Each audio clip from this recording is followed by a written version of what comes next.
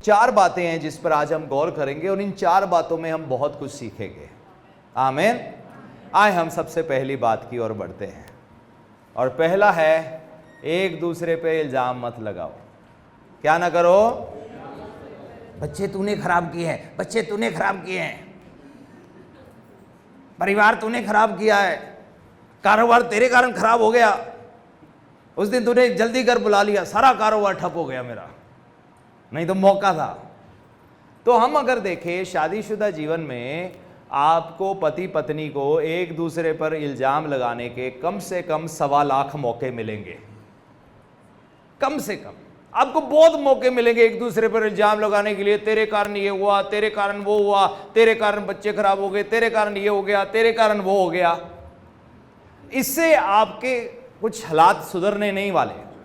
तो पहली बात जो हम सीखनी होगी, हमें ये फैसला लेना होगा, हम एक दूसरे पर इल्जाम नहीं लगाएंगे, हम खुद मिलकर जिम्मेवारी लेंगे। क्या करेंगे? हम मिलकर जिम्मेवारी लेंगे कि अगर कुछ अच्छा नहीं हुआ तो हम मिलकर जिम्मेवार हैं। ये मिलकर हमारी जिम्मेवारी बनती थी और अगर कुछ अच्छा नहीं हुआ हम दोनों जिम्मेवार हैं। बाइबल में पढ़ते हैं उत्पत्ति की किताब 3 अध्याय में, अगर आप चले जाओ आप वहां पर देख सकते हो, आपको स्टोरी पता होगी। 12 आयत में 3 का 12, आदम ने कहा जिस स्त्री को तूने मेरे संग रहने को दिया है उसी ने मुझे वृक्ष का फल मुझे दिया और मैंने खाया। तो आदम ने क्या किया? जो पहला मनुष्य था जिसको परमेश्वर ने बनाया, क्या नाम था उसका? आदम। पत्नी का नाम क्या था? हवा। और परमेश्वर ने इनको आज्ञा दी थी और परमेश्वर ने कहा था किसी भी वृक्ष का फल तुम खा सकते हो लेकिन भले और बुरे के ज्ञान के वृक्ष का फल से तुमने नहीं खाना। लेकिन फिर हम देखते हैं एक दिन स्त्री को सर्प आकर बात करता है कि तू इस फल खा सकती है।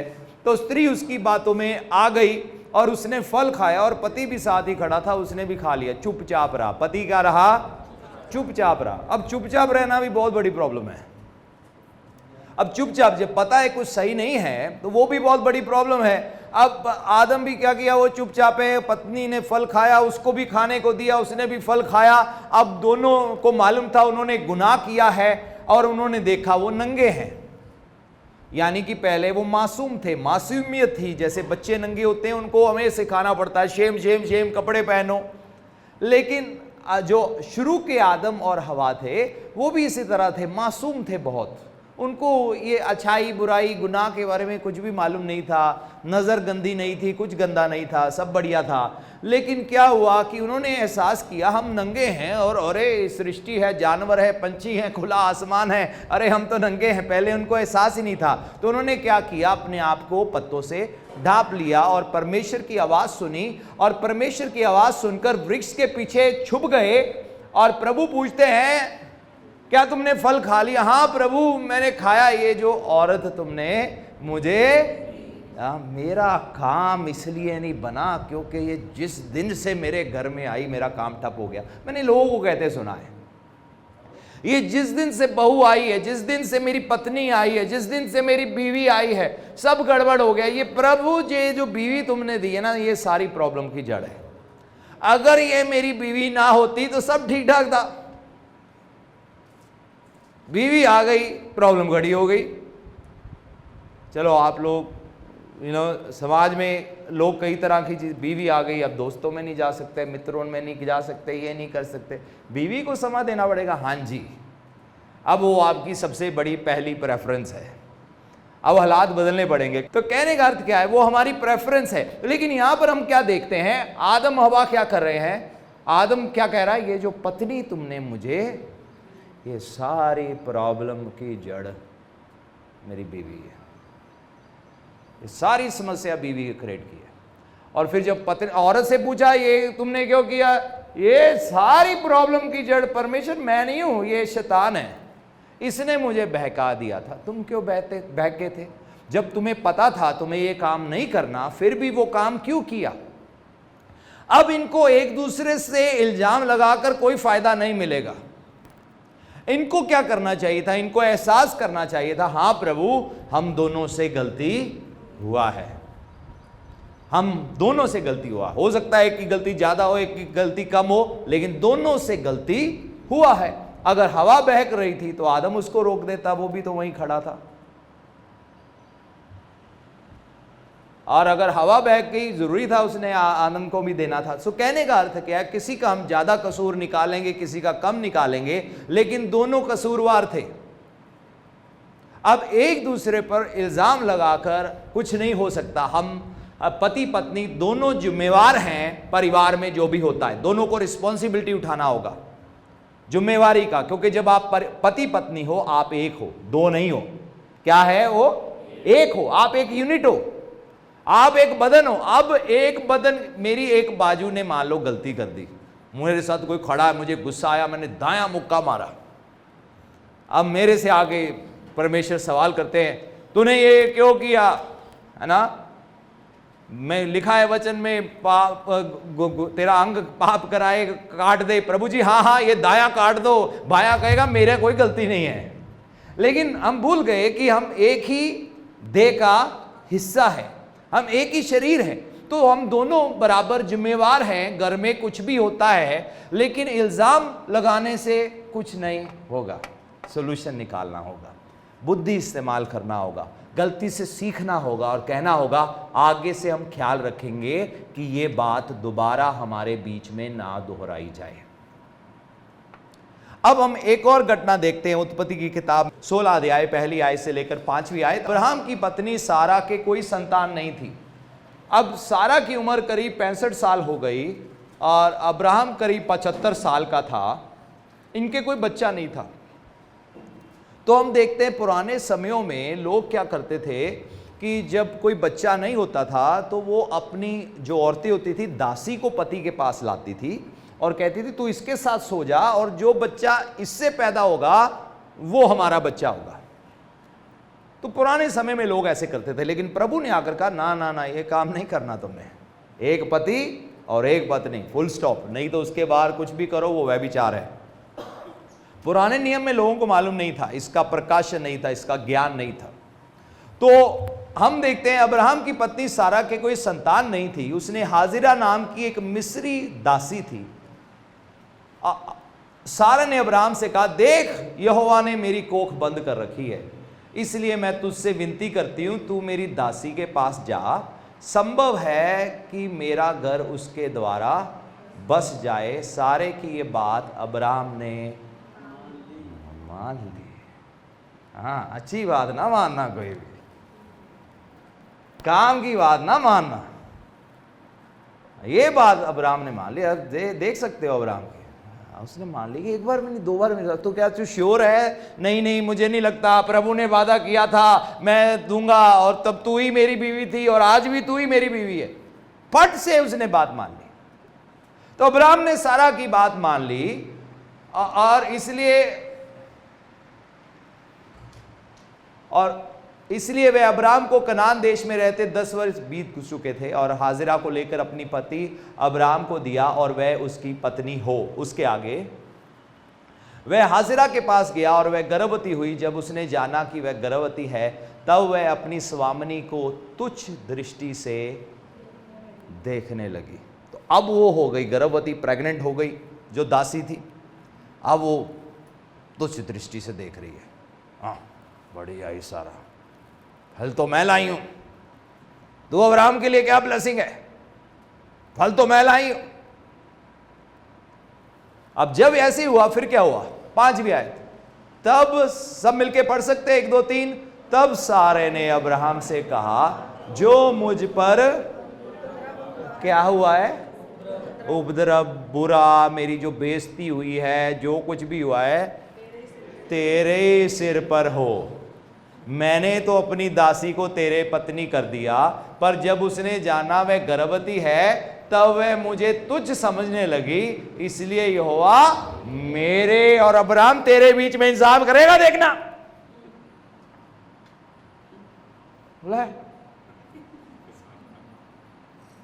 अब्राहम को क्या कह रही है? परमेश्वर ना तेरे बीच में और मेरे बीच में देखना दंड, आग गिरेगी अब्राहम, तेरे ऊपर आग गिरेगी। क्यों गिरेगी?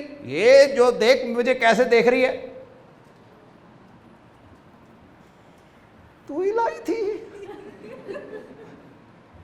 तेरा ही आइडिया था, तेरी प्लानिंग थी, तू ही तड़प रही थी, मैं इंतजार नहीं कर सकती, मैं इंतजार नहीं कर सकती, मैं इंतजार नहीं कर सकती, इंतजार नहीं कर सकती, इंतजार नहीं कर सकती, तू ही कर रही थी। अब डाल दिया पति के ऊपर।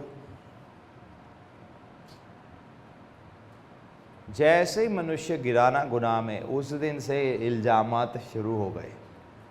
वहां आदम इल्जाम लगा रहा है, ये सारा जो बीवी दी है। अब अब्राहम आदम इल्जाम लगा रहा है हवा के ऊपर, ये जो तूने पीछे बीवी दी है। और यहां पर क्या देख रहे हैं, सारा अब्राहम से कह रहे तेरा मेरा इंसाफ होगा, प्रभु देखना, तू नरक में जाएगा, मैं स्वर्ग में जाऊंगी। तूने मेरे साथ अच्छा नहीं किया, तेरे दिन दुखी है ना। बहुत बड़ी बात बोल रही है वो कुछ साधारण बात नहीं बोल रही, बहुत बड़ी बात बोल रही है। तो अब वो क्या कर रही है, अब सारा किसके ऊपर ठिकरा फोड़ रही है, अब्राहम। अब मुझे नहीं मालूम अब्राहम की कितनी गलती थी। गलती तो थी, दोनों तरफ से थी। उसने मुंह क्यों बंद रखा, पहले वहां पे अदन की वाटिका में मुंह बंद रखा, तू खा ले पहले, मैं देखता हूँ। अच्छा है, चल ठीक है, तू मुझे भी दे दे, है ना। अब यहाँ पे हाँ जी, तो कहने वाला काम की बात में हाँ जी नहीं है, गलत काम के लिए हाँ जी है, गलत बात के लिए हाँ जी है। तो अब सवाल ये नहीं है किसका ज्यादा कसूर है, लेकिन हम देख रहे हैं यहां पर भी ठीकरा एक दूसरे के सिर पर फोड़ा जा रहा है। तू कसूरवार है, तेरी गलती है, तेरी गलती है, तेरी गलती है। और ज्यादातर घरों में लड़ाई इसी कारण से होती है, तेरी गलती है, तेरी गलती है, तेरी गलती है। अगर हम एक ऐसा एकता ही आ जाए और हम कहें नहीं हमारी गलती है, हमसे गलती हुई है, हमने कुछ गलत फैसले ले लिए, हो सकता है कि सिर्फ 1% ही हो, लेकिन फिर भी हम, है ना, हमसे कुछ गलत फैसले हो गए, मुझे रोक देना चाहिए था, मेरी गलती है, मुझे ना कर देनी चाहिए थी, मेरी गलती है, मुझे तेरे मुंह में भी फल नहीं लगने देना चाहिए था, मेरी गलती है। क्योंकि परमेश्वर की आवाज तो आदम ने सुनी थी और उसने हवा को मैसेज कन्वे किया था, तो कसूरवार दोनों थे। तो सब कहें हम कसूरवार हैं। सो ये एक अच्छा शब्द है, आप अगर इसको अपनी लाइफ में इस्तेमाल करोगे, इकट्ठे होकर बिल्डअप होगे, परमेश्वर की ब्लेसिंग आपके ऊपर आएगी, बजाय कि हम एक दूसरे के ऊपर कसूर निकालते रहे। आप समझ रहे हो मेरी बात को। तो पहली चीज क्या हमें ध्यान रखना है, एक दूसरे पर इल्जामात लगाने से भटना है और खुद जिम्मेवारी उठानी है। आपकी एकता, आपकी वननेस, आपकी यूनिटी, आपका एकपन ऐसा होना चाहिए कि आप जो भी करते हो घर में मिलकर करते हो। मुझे मालूम है व्यापार की बात नहीं कर रहा, लेकिन आपको आदत डालनी होगी बहुत सारे फैसले इकट्ठे लेने की, मिलकर प्लान करने की। कई बार हम घर में देखते हैं बीवियों को कुछ पता नहीं होता और बहुत बड़ा प्लानिंग भी हो जाता है ना। कई कई घरों में तो कुड़ी पसंद भी आ गई और पति को पता ही नहीं पता करता, मुझे तो पता ही नहीं। और सेम वाइस वर्सा, दूसरी तरफ भी ऐसे होता है। ये क्यों होता है? क्योंकि कम्युनिकेशन गैप है एक बहुत बड़ा बीच में। क्या है? कम्युनिकेशन गैप है। एक दूसरे से अब वार्तालाप नहीं, हम बैठते नहीं है रोज डिस्कस करने के लिए। मेरी आदत है, मैं अपनी पत्नी से मेरी से पूछ कर बैठाओ, एक मिनट आ जाओ, नहीं मैं रसोई में, नहीं 2 मिनट लूंगा, ज्यादा टाइम नहीं लूंगा, है ना, क्योंकि मुझे मालूम है कई बार वो बिजी होती है, मुझे कुछ डिस्कस करना है। और मेरी वाइफ से पूछ लो, कोई भी चीज है मैं उसे डिस्कस करता हूं, कोई भी चीज है, छोटी है बड़ी है। हाँ, कुछ चीजें ऐसी हैं जो ऑफ कोर्स मुझे दूसरी लीडरशिप, मैं हर चीज की बात नहीं कर रहा, लेकिन मोस्टली जिसमें हम इन्वॉल्व हैं, हमारा परिवार इन्वॉल्व है, या मिनिस्ट्री के बहुत की डिसीजंस, मोस्टली, हर एक नहीं लेकिन कुछ डिसीजंस में, तो मैं अपनी वाइफ को आवाज़ देकर बुलाता हूँ, इधर बैठो, मैं ये सोच रहा हूँ। बच्चों की पढ़ाई के रिलेटेड बुलाता हूँ, अपने आने जाने के रिलेटेड बुलाता हूँ, वाइफ के ट्रिप के रिलेटेड बुलाता हूँ, और हर चीज़ को टाइम लगता है। मैं एक वर्ड में भी कह सकता हूँ, और मुझे क्या ज़रूरत पड़ी है किंतु परंतु सुनने की या पूछने की, लेकिन किंतु, लेकिन कैसे नहीं, फिर भी मैं बिठाता हूँ, क्योंकि अच्छा है कि हमारा आपस में एक अच्छा डिस्कशन और एक अच्छा हस्बैंड एंड वाइफ में कम्युनिकेशन होना बहुत ही ज़रूरी है। तो आपकी आपसी कम्युनिकेशन में गड़बड़ होगा, उसका आपको बहुत नुकसान है। सबसे पहले बच्चों के मामले में नुकसान होगा, क्योंकि पति पत्नी की आपस में कोई सहमति नहीं है। पापा कहता है टॉफी नहीं देनी, लेकिन वो मम्मी के पास जाएगा, उसको पता है मम्मी टॉफी दे देगी। इन दोनों का आपसी अंडरस्टैंडिंग कोई नहीं है। तो आप लोगों को सीखना होगा आपसी कम्युनिकेशन में, एकताई में जुड़ना, ताकि आप दोनों की बात एक ही बात होनी चाहिए। ये एक ही बात कब होगी? जब आपका आपसी कम्युनिकेशन अच्छा है, आपकी आपसी अंडरस्टैंडिंग अच्छी है, आप दोनों की सोच एक है, आप दोनों का फैसला एक है, आप दोनों का क्वेश्चन एक है, आप दोनों का जवाब एक है। जब आप में वैसी होगी और ऐसी कम्युनिकेशन में आप बढ़ोगे, आप देखना आप अपने बच्चों को बेहतर बना सकते हो। लेकिन जब आपसी कम्युनिकेशन नहीं, ओ कोई नहीं करन दे, आप ही सीख जान के डेग डूब के, क्या जरूरत पड़ी है ना, क्या जरूरत पड़ी है उनको गिरने की, क्या जरूरत पड़ी है गाव लगाने की। मां बाप का रोल क्या है? बच्चों को आगे संभाल कर रखना। हमें जब पता है आगे खड्डा है, तो हम क्यों ऐसे ही किसी को छोड़ दे। तो अगर कम्युनिकेशन आपस में बेटर है, हमारी आवाज एक है, हमारी बात एक है, और मुझे मालूम है इसमें टाइम लगता है, कम्युनिकेशन एक होने में टाइम लगता है, लेकिन सालों की बात नहीं कर रहा, कुछ महीने या 1 साल के अंदर आप दोनों को एक ऐसी जगह में आना होता है शादी के बाद जहां आपकी आवाज़ एक हो जाए। इसीलिए बाइबल में पढ़ते हैं कि जब युद्ध लगता था ना पुराने समयों में, तो एकदम से जो नए नए शादीशुदा थे उनको लेकर नहीं जाते थे। नहीं, अभी पति पत्नी की अंडरस्टैंडिंग बनने दो, अगले दिन चला गया तो बाद में पता नहीं क्या झगड़ा मच जाए। अंडरस्टैंडिंग बनने दो, दोनों को समझने दो क्यों किया जा रहा है, क्यों आर्मी में है, क्यों युद्ध लड़ना है।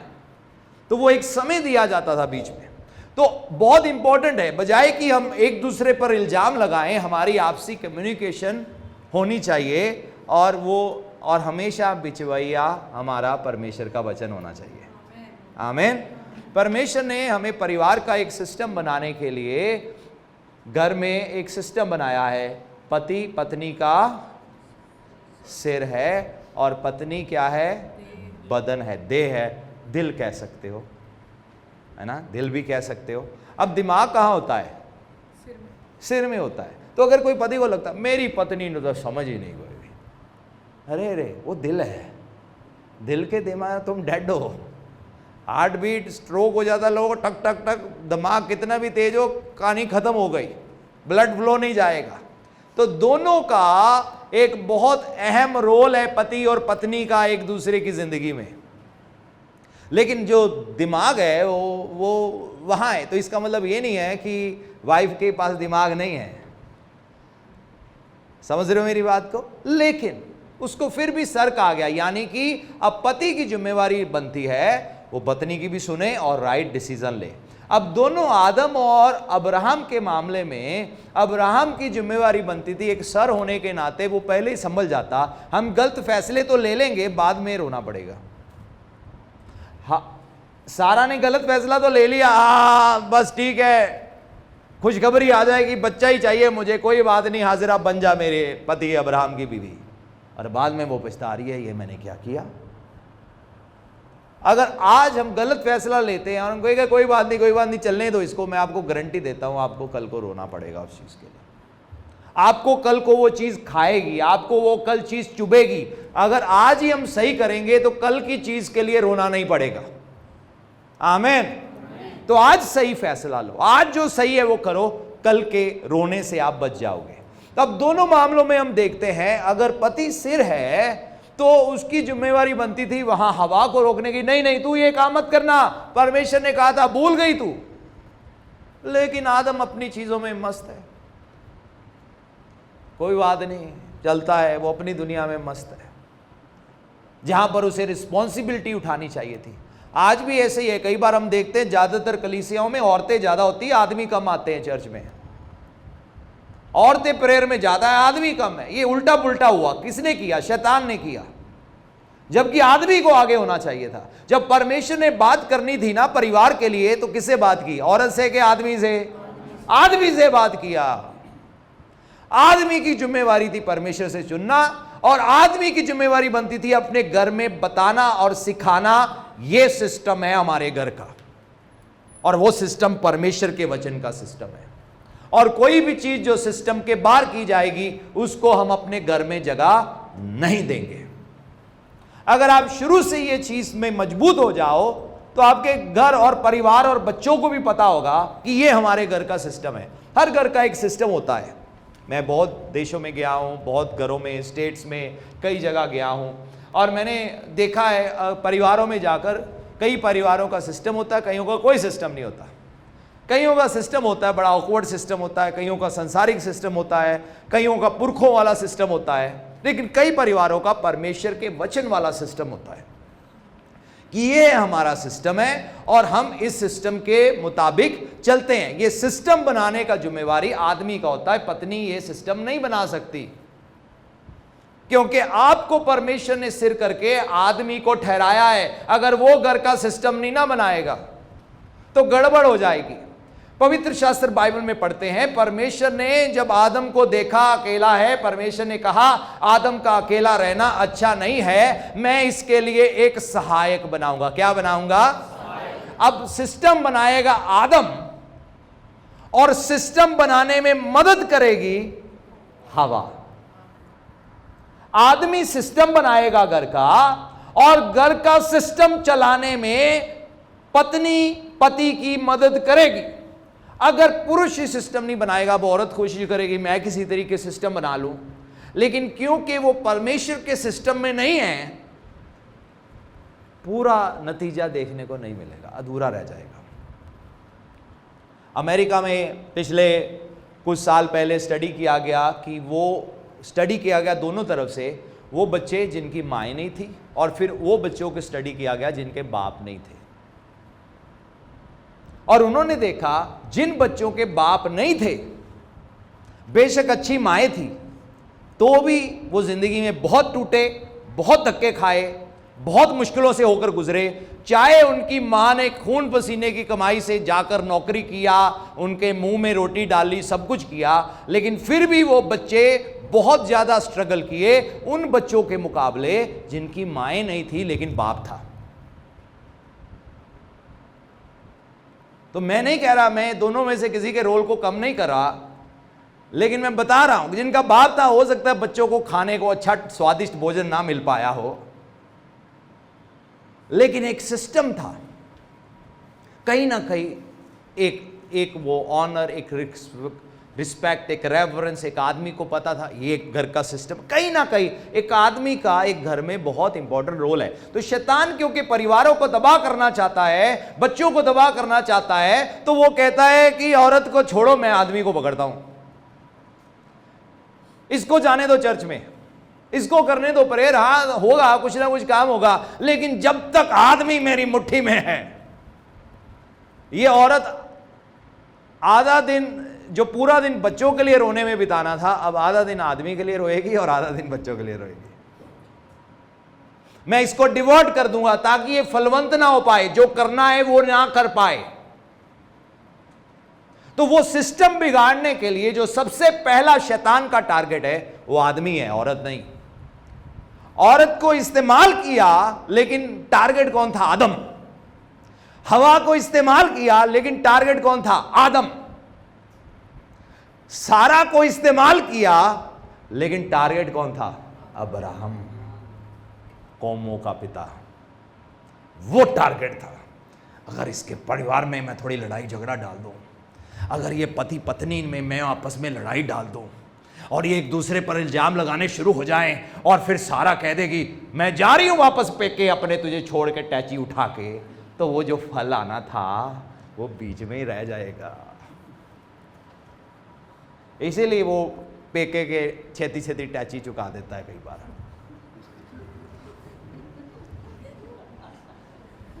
क्योंकि उसको पता है कि जो प्रभु की ब्लेसिंग है ना, उसको रोकने के लिए कई बार पेका बड़ा अच्छा रोल निभा सकता है। पेके अच्छे भी हैं, बुरे नहीं हैं, लेकिन कई बार गड़बड़ भी हो जाती है।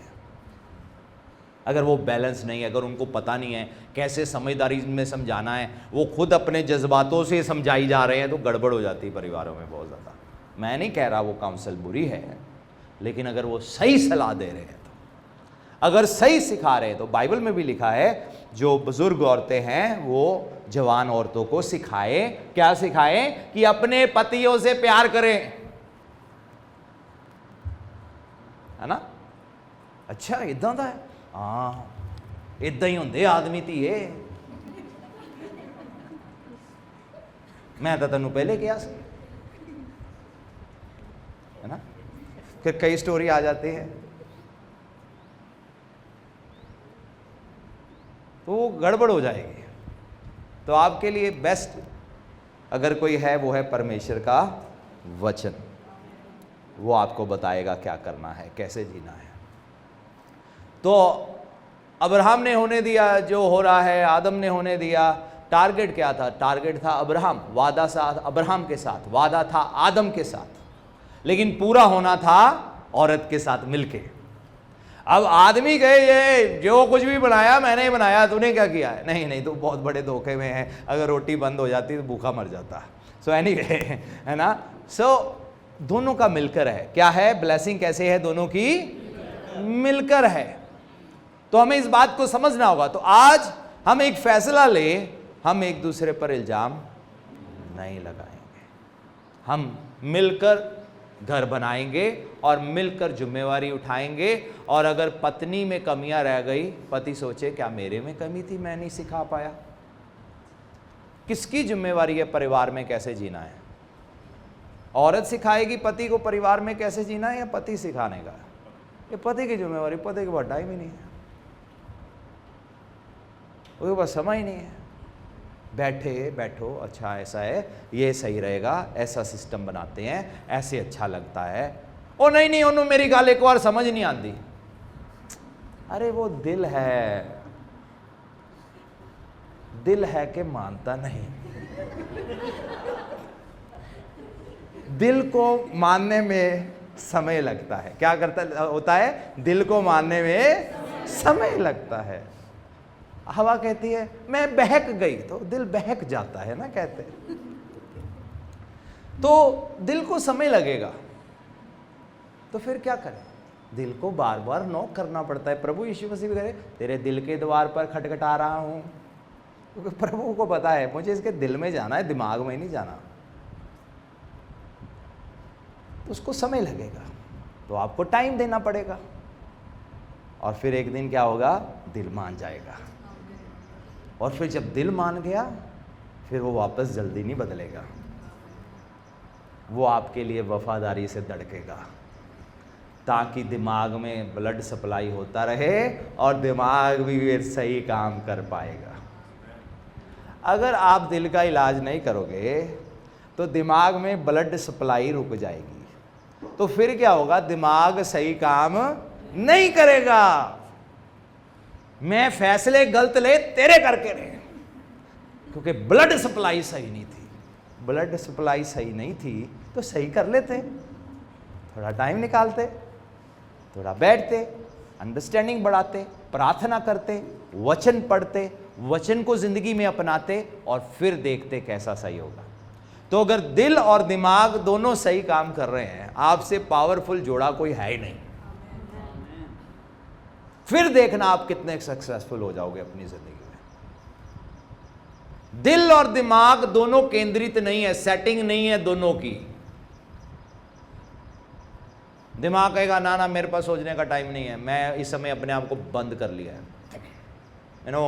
जैसे बताया जाता है, जो औरतें होती हैं नॉर्मली मल्टीटास्कर होती हैं। मल्टीटास्कर यानी कि एक से ज़्यादा काम एक टाइम में कर सकती हैं। आदमी सिंगल टास्कर होते हैं, लेकिन मल्टी कर सकते हैं, लेकिन फिर भी जो मेल नहीं उनका होता है वो सिंगल टास्कर है। इसीलिए अगर आप आदमी को कुक बना दोगे ना, वो ऐसा खाना बनाएगा कि जिसका एक्स्ट्रा ऑर्डिनरी। औरत कहेगी है इतना गुण छुपा था, पहले ही सीख लेते कुकिंग। उन्होंने थोड़ा सिखाया, मैंने अपना दिमाग लगाया। दिमाग, अच्छा मैं तो दिल ही लगाती रही, आपने दिमाग लगा के मसाले बराबर कर लिए। इसीलिए आप देखो ज़्यादातर 5 स्टार 7 स्टार होटलों में जो आपको मोस्टली कुक मिलेंगे, कौन मिलेंगे? मेल मिलेंगे, यानी कि पुरुष ज़्यादा मिलेंगे आपको। ओके, एक तरफ उनको डाल दो, उनको गाड़ी चलाने के लिए लगा दो, वो क्या गाड़ी चलाएंगे, और दूसरा औरत दाएं मुड़ गई, बाएं एकदम ब्रेक मारी, ओहो औरतां कदों सीखन गया। अरे नहीं नहीं, ये नहीं कि उनको नहीं आता, उनको बच्चे याद आ रहे हैं, उनको याद आ रहा है शॉपिंग ये करनी है, उनको याद आ रहा है रात को सब्जी कौन सी बनानी है। तो उस याद के चक्कर में वो राइट का टिप्पर देना भूल गई। प्रॉब्लम ये है क्योंकि वो मल्टीटास्कर है, तो एक समय में वो बहुत सारी चीजें क्योंकि कर सकती है या करने की कोशिश करती है, तो इसलिए कहीं ना कहीं थोड़ी बहुत कमी रह जाती है। पर एक डिपर ना देना भी कई बार महंगा पड़ जाता है। तो पुरुष की खासियत है, अगर आप इनको अखबार पढ़ने पे लगा दो और इनको अखबार पकड़ा दो, और चाहे टॉयलेट में क्यों ना बैठे हो, अखबार खोले और बाहर बच्चे पापा कदों बाहर आऊंगा डैडी इतना टाइम क्यों लाता है। बेटा वो अखबार पढ़ी है ना, वो न्यूज चल रही है, क्योंकि वो उसमें खो गया है। क्या हुआ है? खो गया। वो वहां पहुंच गया है जहां पे बम फटा उसके लिए बहुत गंभीर मामला है, सीरियस मामला है। तो वो एक चीज में है। तो एक बार क्या हुआ, एक पत्नी जाते हुए अपने पति को, जुड़वा बच्चे थे, छोड़ के थोड़ा ध्यान रखना। उसने कहा ठीक है, वो यार ये भी रो रहा है, ये भी रो रहा है। उसने कहा पहले मैं इसको चुप कराता हूँ। और वो चुप कराने के चक्कर में भूल गया कि घर में दूसरा बच्चा भी था। तो वो पता नहीं कहाँ रसोई में पहुंचा, बाथरूम में पहुंचा, क्या क्या गड़बड़ किया। पत्नी वापस आई, दूसरा कहाँ है? ओह मैं तो दूसरा भूल ही गया मुझे एक ही याद रहा और देख मैंने इसको संभाल लिया, लेकिन दूसरा भूल गया। तो दोनों की मल्टीटास्किंग में और सिंगल टास्किंग में अपने अपने बेनिफिट्स हैं। तो औरत एक टाइम में, आप ज़्यादातर रिसेप्शनिस्ट देखोगे फीमेल्स को रखा जाता है। ये नहीं कि पुरुष नहीं कर सकते, लेकिन फिर भी, लेकिन अगर कुक देखो या कोई ऐसी चीज़ें में देखो, या पायलट देखो, एयरफोर्स में देखो, आर्मी में देखो, ये नहीं कि औरतें आर्मी में नहीं जा सकती, लेकिन वो सिंगल टास्क क्या है, वो कई चीज़ों में सिंगल टास्कर चाहिए, कईयों में मल्टीटास्कर चलाइए। तो सिंगल और मल्टीटास्कर मिलकर एक अच्छा परिवार बना सकते हैं। मेरी पत्नी कई बार मुझे बता जाती है, एक दो ये करना, ये करना, ये करे करना, देख लेना, और फिर वो चली जाती है। फिर मैं याद करता हूँ क्या क्या बोला था और मुझे शायद एक दो चीज़ें याद रहेगी। मुझे पहले पता था, आप भूल जाओगे। मैं कहा मेरे से ये 4-5 चीज़ें एक ही टाइम में मुझे नहीं पता। और औरत होगी, इधर बच्चा चुका, इधरों कड़छी बजन दिया, इधरों फोन लगा, हाँ जी मम्मी जी आज मैं करेले तरे उधर खिड़की सामने है, हाँ गुआंढियां दी नो आ गई की आया दाज, दिमाग वहाँ है, कान मम्मी की आवाज पर है, और उधर से आवाज दे रही है, सुने जल्दी आयो रोटी बन गई है ना। ये उसकी खासियत है, एक मल्टीटास्कर। परमेश्वर ने इसी रीति से बनाया है कि एक परिवार पूरा हो सके। आप समझ रहे हो मेरी बात को? लेकिन पुरुष एक चीज पर बेटर ध्यान केंद्रित कर सकता है, बेटर ध्यान लगा सकता है, ये उसकी खासियत है। औरत मल्टी चीजें उसको सौंप दो, उसमें वो बेटर कर सकती है, अगर बहुत गंभीर मामला नहीं है तो। समझ रहे हो? अगर जिंदगी मौत का मामला नहीं है तो वो बहुत सारी चीज़ों को एक बेटर वे में कर सकती है। एक नेचुरल है, लेकिन हम बिल्डअप कर सकते हैं मल्टी चीज़ों के। मैंने सीखा है, तो मैं भी धीरे धीरे सीख रहा हूँ, लेकिन वहाँ नहीं पहुँचा जहाँ होना चाहिए। लेकिन मैं भी कोशिश कर रहा हूँ मल्टीटास्कर बनने की, और ताकि मैं ज़्यादा चीज़ें एक समय में कर सकूँ। लेकिन ये नेचुरल वे है, क्योंकि जो और आदमियों के, एक ना प्रीचर मुझे याद है, उन्होंने बताया डिफाइन करने के लिए कि औरत का दिमाग कैसे होता है और आदमी का दिमाग कैसे होता है। तो औरत के दिमाग में बहुत सारी तारें होती हैं। क्या होती हैं? इधर से तार जा रही, उधर से तार जा रही, इधर से उधर से उधर से इधर से, हर सिस्टम में वो तार घुसी हुई है। आदमी के दिमाग में बक्से होते हैं। क्या होते हैं? छोटे छोटे बक्से होते हैं। एक होता बक्सा परिवार वाला बक्सा, एक होता दोस्ती वाला बक्सा, एक होता रिश्तेदारियों का बक्सा, एक होता कामकाज का बक्सा। तो वो एक बक्से में एक टाइम ट्रैवल करता है। तो जब वो चल गया दोस्ती वाले बक्से में तो भूल गया घर एक बीवी बैठी, वो मैंने पता ही लगा 12 बज गए। अब प्रॉब्लम क्या हो गई, वो दोस्ती वाले बक्से में घुसा हुआ है तो वो दरवाजे को खटखटाना पड़ता है, टक टक टक टक, कहां पे हो, तू की पूछती रहती है बार बार फोन करके। नहीं, मैंने कहा बक्से में घुसे हुए हो, याद करा दूं एक दूजा बक्सा भी है, वहां भी वापस आना है आप। तो औरत के दिमाग में हर चीज इंटरकनेक्टेड है, वो हर चीज को कनेक्ट कर लेगी। आदमी का बॉक्स है, एक बॉक्स में एक समय है। हाँ, ये मेरा अखबार वाला बॉक्स है, ओह बड़ी देर हो गई, अब मैं दूसरे बक्से में जाऊंगा। और वो फिर दूसरे बक्से में जाता है, और मेरा काम वाला बक्सा है और मुझे अब काम वाले बक्से में जाना है। खूबसूरत है, लेकिन इस तरीके हम बने हैं। ये मैं क्यों कह रहा हूं, ताकि हम एक दूसरे को बेटर वे में अंडरस्टैंड कर सके। आदमी बात कोई और बक्से की कर रहा है और औरत 10 चीजें और ले आई हैं, ये कहां से आ गया, मैं तो बात तेरे साथ इस विषय पे चल रहा हूं। नहीं नहीं, आपको भूल गए, मेरी सारी तारे इंटरकनेक्टेड हैं, कहीं ना कहीं वो तारे आपस में जुड़ जाती है। इसीलिए जो बात नहीं भी बीच में आनी चाहिए स्टोरी के, ओ सास, ओ चाची, ओ ताई, ओ ये कहां से बीच में आ गया, मामला तो मेरा तेरा था। नहीं नहीं, वो भूल गए, तारे सारी इंटरकनेक्टेड है, तो थोड़ा थोड़ा शॉर्ट सर्किट होता रहता है साथ में, क्योंकि तारे साथ में जुड़ी हुई है। तो आदमी कहेगा ये औरत ऐसी क्यों है, ये ऐसी है क्योंकि परमेश्वर ने उसको इंटरकनेक्टेड बनाया है, उसका सारा सिस्टम माइंड का हर चीज के साथ जुड़ा हुआ है। और आदमी के अलग अलग बक्से हैं जिसमें वो एक टाइम जाएगा और एक टाइम उसका सॉल्यूशन करेगा।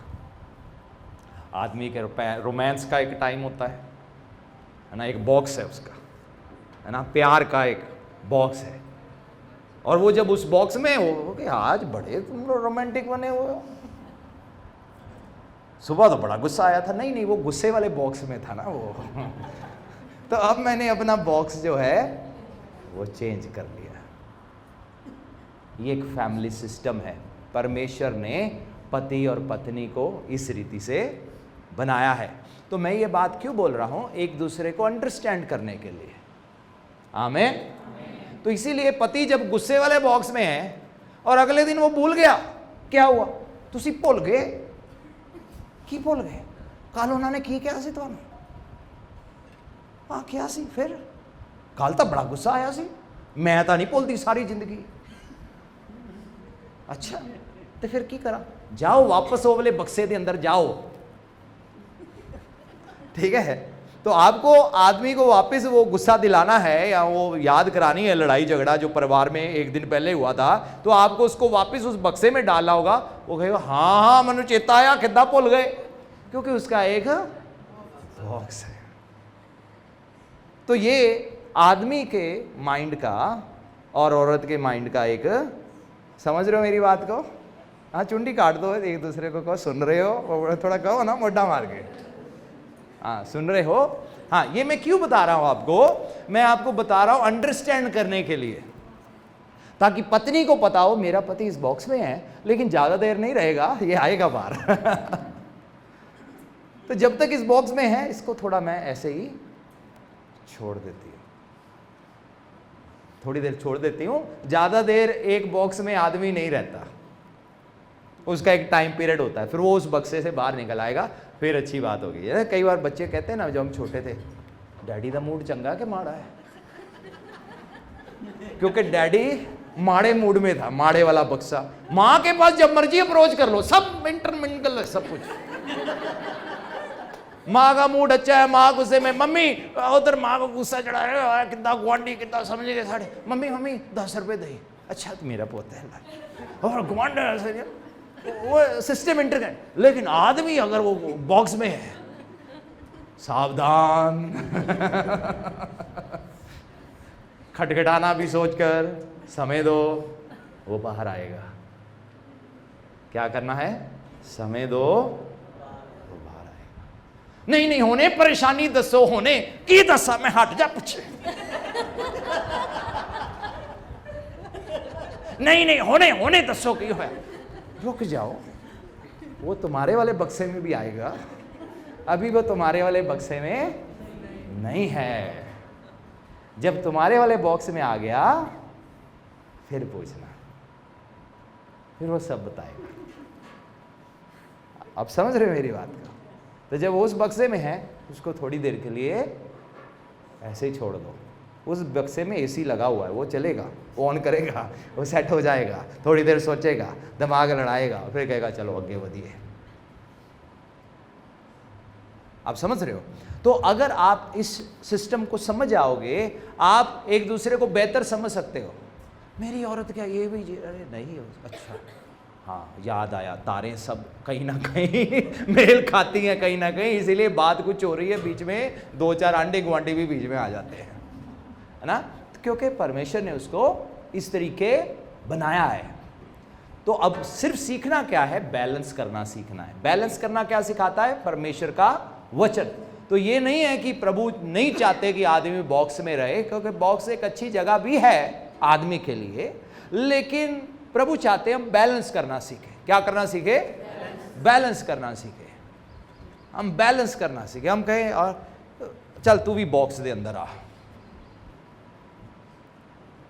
मेरी तरह सोच।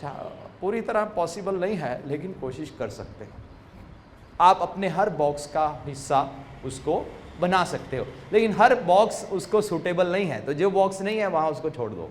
तो कोई नहीं, तुम बाहर रहो, ये मैं सॉर्ट आउट कर लूंगा, आ रहा हूं मैं, वेट करो, इंतजार करो। ओके, आई एम कमिंग, थोड़ी देर में सेट हो जाऊंगा।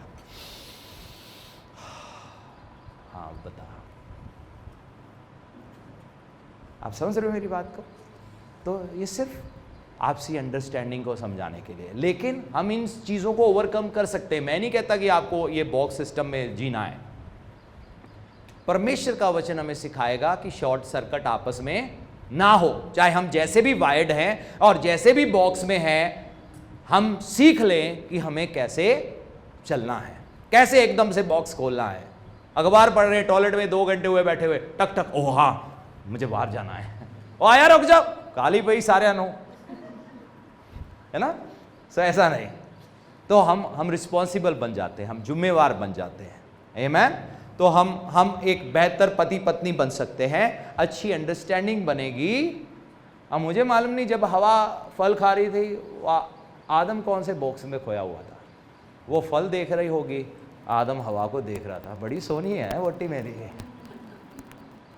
वो गौर नहीं कर रहा, पता नहीं वो कौन से बॉक्स में था, मालूम नहीं। But we have to be careful. अगर हम वाइसली ज़िंदगी को जिएंगे और एक दूसरे पर इल्ज़ाम लगाने की बजाय खुद दोनों रिस्पॉन्सिबल बनेंगे और कहेंगे चलो गलती हो गई, मेरे से चाहे 2% हुई, तुम्हारे से 98% हुई, जैसे भी हुआ, लेकिन आओ अब हम इसका सोल्यूशन करें और ध्यान दें आगे ये चीज़ कैसे रिपीट ना की जाए। हम क्या करते हैं, हर एक समस्या का अंत लड़ाई के साथ कर देते हैं। जाओ नहीं बुलाना, ना सीधा, तू अपने कमरे में अपने कमरे। सोल्यूशन हुआ कोई? तो आप अगर झगड़ के कोई चीज का अंत कर रहे हो तो होगा क्या, 2 दिन बाद सेम चीज में झगड़ा होगा। 2 दिन पहले भी झगड़ा सी, आज भी वही झगड़ा है, कल भी रहना है, ले आ तलाक दे, पेपर ले आ साइन कर। क्योंकि हमारा हल हो ही नहीं सकता। हल इसलिए नहीं हो सकता क्योंकि हमने हल नहीं करना चाहा। हमने इसको लड़ाई के, तू ही नहीं बदल सकते, तू भी नहीं बदल सकती, कोई भी नहीं बदल सकता। तो हमने उसको लड़ाई के साथ, अगर आप किसी बात का अंत करोगे तो आप याद रखना दोबारा थोड़े दिन में सेम कारण से लड़ाई होगी और फिर कारण बढ़ते जाएंगे। तो इल्ज़ाम नहीं लगाना।